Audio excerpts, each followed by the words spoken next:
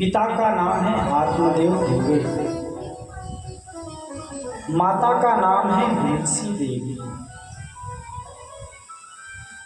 गुरु का नाम है नरहरिदास जी और पत्नी का नाम किन किन को पता है? बाबूजी हाथ खड़े करो। तुलसीदास जी की पत्नी का नाम, अच्छा एक बाबूजी को याद है और पीछे बैठे उनको याद है? तुलसीदास जी की धर्म पत्नी का नाम नहीं याद है। चलो अच्छी बात है, नहीं याद है तो हम आप बता दो और आप याद हो तो आप हमें बता देना। रत्नावली, क्या नाम है? रत्नावली। क्या नाम है बाबूजी? रत्नावली। जब गोस्वामी जी का जन्म हुआ ना, तो आप देखिए इनका जन्म कैसे हुआ। जब इनका जन्म हुआ तो इनके मुख में 32 दांत थे। कितने? 32 दांत। और बालक का जो शरीर था वो कैसा था? जैसे अगर किसी बालक का जन्म होता है तो उसका शरीर दुबला पतला और छोटा होता है, लेकिन जब बाबा का जन्म हुआ तो बाबा ऐसा लग रहे थे कि जैसे 2 वर्ष का कोई बालक है। और रोए नहीं और बोला, उस बालक ने बोला राम राम राम, ऐसा बोला गोस्वामी जी ने, ऐसा बोला राम राम राम। तो लोगों ने नाम रख दिया राम बोला। क्या नाम रख दिया? आप भी बोलो ना, आप सुस्त मत रहा करो, कथा चालू और तंदुरुस्ती शरीर में तो नहीं। एकदम 20 साल के बन जाओ बाबूजी होने। जैसे मोड़ा मोड़ी की शादी में बन जाए ना, 20 साल का देखो तुम नागिन डांस चौराया मोड़ा पे करे। तो ऐसे ही कथा में 20 साल के बन जाओ, और जो 20 साल का है ना 80 साल का बन जाओ, उनको मन नहीं लगे यहाँ बेड बाग। यह एक समस्या उल्टी।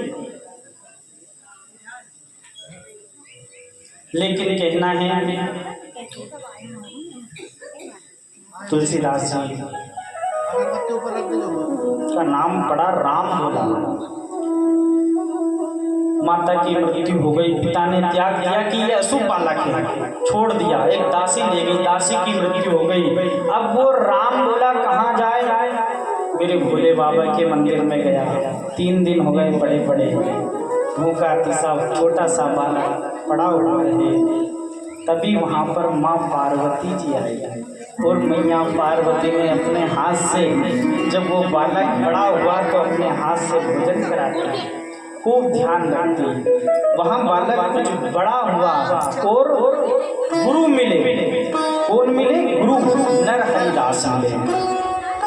जब गुरु मिले तो साहब, जब गुरु की कृपा हो जाती है तो संसार में और किसी की कृपा की जरूरत नहीं।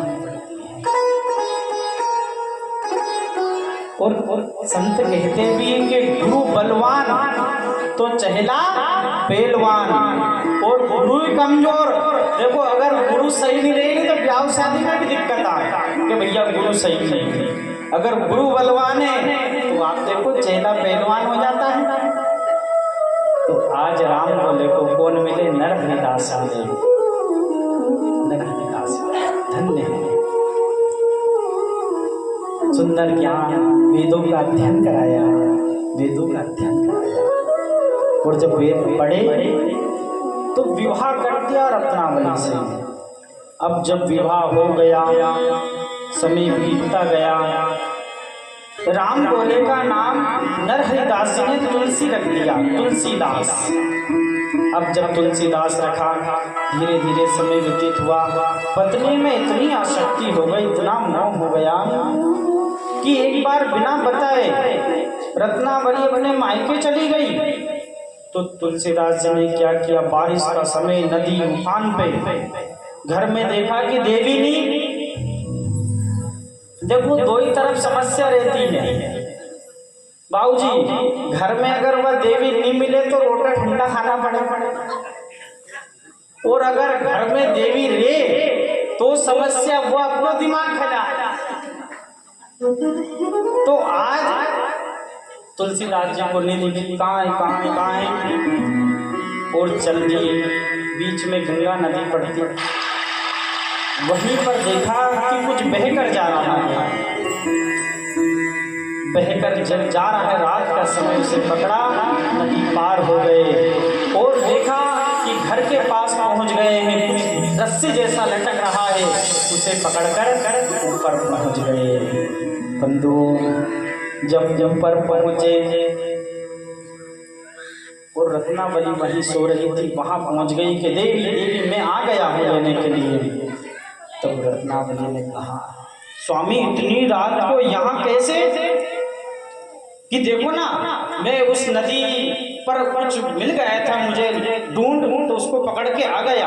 रत्नावली ने देखा झांक कर, ये ढूंढ नहीं, ये तो मुर्दा पड़ा है, मुर्दे के सहारे तुम आ गए यहाँ, धिक्कार है तुम्हारे जीवन को। और देखा रस्सी कहाँ है? अरे ये तो सर्प है, सर्प लटक रहा था, उसे पकड़ के आए। धिक्कार है तुम्हारे जीवन को। और ऐसा ज्ञान की चोट लगाई रत्नावली ने, ऐसा ज्ञान दिया साहब, तुलसीदास जी को ब्रह्म ज्ञान हो गया। आज रत्नावली ने कहा, और क्या कहा, इतना सुंदर शब्द कहा। देखो जीव कहती है कि भली ही मुझ में एक भी हड्डी नहीं हो, लेकिन मैं सामने वाले की एक एक हड्डी तोड़वा सकती हूँ। भली मुझ में हड्डी नहीं हो, लेकिन मैं सबकी एक एक हड्डी तोड़वा सकती हूँ। लेकिन आज पत्नी से ज्ञान मिल रहा है गोस्वामी जी, और कहा, अस्ति चर्म मम देह में तामेसी प्रिय, ऐसी जो श्री राम में तो न होत भव भी। स्वामी जितना प्रेम आपका मुझ में है, अगर इतना प्रेम आपका श्री राम में हो जाता तो फिर संसार में कुछ दुर्लभ नहीं है। आप यहाँ क्यों आए और ऐसा ज्ञान दिया, तुलसीदास जी की बुद्धि पवित्र हो गई, ब्रह्म ज्ञान हो गया। सब कुछ छोड़कर कहाँ आ गए? काशी आ गए। वहाँ आए, भोलेनाथ ने दर्शन दिया कि तुम रामायण लिखो।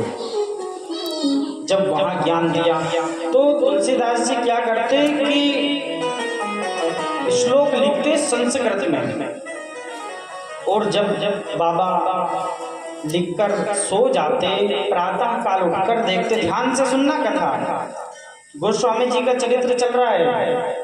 क्योंकि जाने बिन ना होई प्रतीति, बिनु प्रतीति होई नहीं प्रीति। जब तक हम संतों का चरित्र नहीं सुनेंगे, भगवत भक्तों के चरणों में प्रेम नहीं होगा, तब तक भगवान मिलने वाले। अहम भक्त पराधीनो यह स्वतंत्र ध्वजा, साधुर भ्रस्त हृदयो भक्तिर भक्त जनप्रिया। मैं अपने भक्तों के आदि भक्त भक्ति भगवंत गुरु चतुर्नाम वपुए। क्या है? चार, एक ही है। कौन कौन से? भक्त, भगवंत, गुरु, चतुर्नाम। नाम इन्हें भगवान एक है, गुरु एक है, जो भक्तों के चरण पकड़ लेते हैं वो एक है, और भगवान स्वयं एक है। ये चारों एक ही, इनमें कोई फर्क नहीं है। बोलो जय श्री राम। ये एक है। अब बाबा लिखते संस्कृत में और वो मिट जाता। क्या विचित्र माया है, इतने परिश्रम से सुबह से शाम तक लिखता हूँ मैं रामचरितमानस, और प्रातः काल होते ही सब सपा। बाबा से प्रार्थना की, भोलेनाथ ने कहा कि एक काम करो, तुम जाओ, कहाँ जाओ? वहीं जाओ और वहां जाकर रामचरित्र का निर्माण करो, रचना करो। क्योंकि रच तो पहले ही बाबा ने दी थी, रची महेश निज मानस राखा, मन में रचती और बाबा को बता दी। अब गोस्वामी जी कहाँ जा रहे हैं? अयोध्या जी जा रहे